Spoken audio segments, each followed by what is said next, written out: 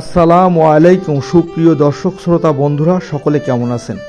আপনাদের সামনে একটি লং ভিডিও নিয়ে চলে আসলাম। ভিডিওটি শেষ পর্যন্ত দেখলে নিশ্চয়ই প্রাণ, প্রকৃতি আর কৃষক, চাষি এদের কত কষ্ট সেটা জানতে পারবেন, বুঝতে পারবেন, অনুধাবন করতে পারবেন।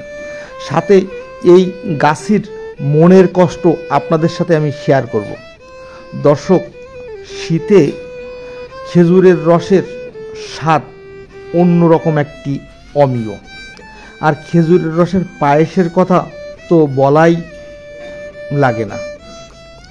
দর্শক, সব কিছু মিলে প্রাণ, প্রকৃতি আর অবিরাম বাংলার মুখ, আমার বাংলায় নানান রকম স্মৃতি ঘেরা। দেখুন, টোপ টোপ করে রস আসছে। গাছ কাটার সাথে সাথেই কিন্তু গাছে রস চলে এসেছে। আর কিছুক্ষণের মধ্যেই ভাঁড় পাতা হবে, যে পাত্রে কিন্তু রস জমা হবে। তো দর্শক, এই গাছই তার মনে কিন্তু অনেক কষ্ট রয়েছে, অনেক পরিশ্রম করে গাছগুলো কাটেন। তবে তার কষ্টটা ব্যতিক্রম। তার গাছের এই যে গাছগুলো, খেজুর গাছ, সবই কিন্তু রাস্তার ধারে। আর তিনি রাস্তার ধারে যে গাছগুলো অনেক ছোট, যা দাঁড়িয়ে থেকে ভাঁড় নামিয়ে রস পান করা যায়, সেগুলো এত সুন্দর করে প্রেগ দিয়ে উনি দিয়ে দিয়েছেন যেন অন্য কেউ এই রস ইচ্ছা করলে চাইলেই খেতে পারে। আবার খেয়ে যেন ভাঁড়টি বা এই পাত্রটি যথাস্থানে স্থাপন করে দেয়, কিন্তু সেটা করে না। তাই গাছি ভাইয়ের কষ্ট অনেক বেশি। দেখুন, এই গাছে কিন্তু দুই পা উঠলেই কিন্তু এই রসের ভাঁড়টি পাড়া যাবে। দড়ি দিয়ে কিন্তু এটা বাঁধা না, প্রেগ দিয়ে ঠুকিয়ে দেওয়া। আবার যে এর রসটা যদি কেউ খেতে চায়, ইচ্ছা করলে সে খেতে পারবে। গাছই তার জন্য এমন ব্যবস্থা করেছে। কিন্তু যারা আসলে এই রস পান করে, একটু রস পান করে ভাঁড়টি বা পাত্রটি ফেলায় দেয়, কোনোভাবেই আবার গাছে টানায় দেয় না। যদি গাছে টানিয়ে দিত তাহলে কিন্তু অবশিষ্ট রস এই গাছি ভাই পেত, কিন্তু সেটা করে না। গাছি ভাই সে কথাই আমাদেরকে জানাচ্ছিলেন, আমরা আপনাদেরকে সেটাই, তার যে কষ্ট, তার আক্ষেপটা আমাদের সাথে জানাচ্ছেন, আমরা সেটা আপনাদের সাথে ভাগাভাগি করছি। দর্শক, গ্রামের এমন সুন্দর মায়াময় ছবির মতো দেখতে, দৃশ্যগুলো দেখতে চমৎকার এবং হৃদয় ছুঁয়ে যায়। দেখুন, একজন গাছি হতে চাইলেই কিন্তু গাছি হওয়া যায় না। দেখুন, তার মাজায় কিন্তু বড় একটি টায়ার, আবার দড়া দিয়ে সেই মাজাকে তার কিন্তু ধরে রাখতে হয়েছে।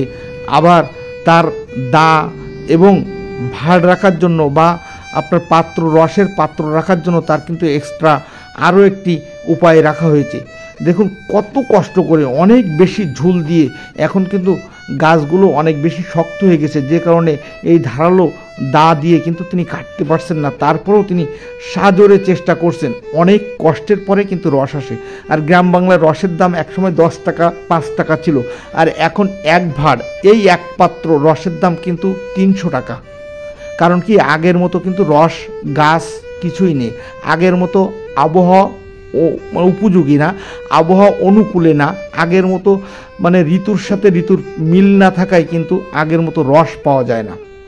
তো উনি পর্যবেক্ষণ করছেন যে কখন ভাঁড়টি পাতলে, এই গাছে ভাঁড় পাতলে রস আসবে না। এই গাছটি অনেক বড়, যে কারণে তিনি এখানে দড়ি দিয়েছেন।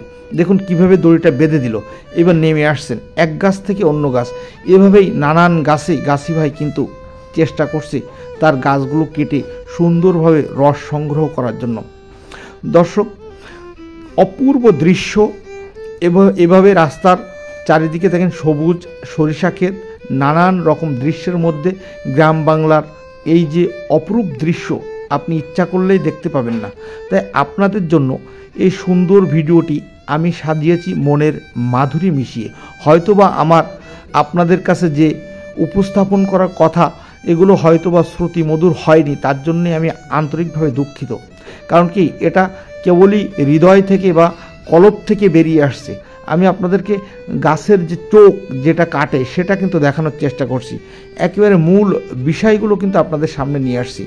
একজন গাছি হওয়া কিন্তু চারটিখানে ব্যাপার না, ক্রমান্বয়ে এখন কিন্তু গাছই হারিয়ে যাচ্ছে।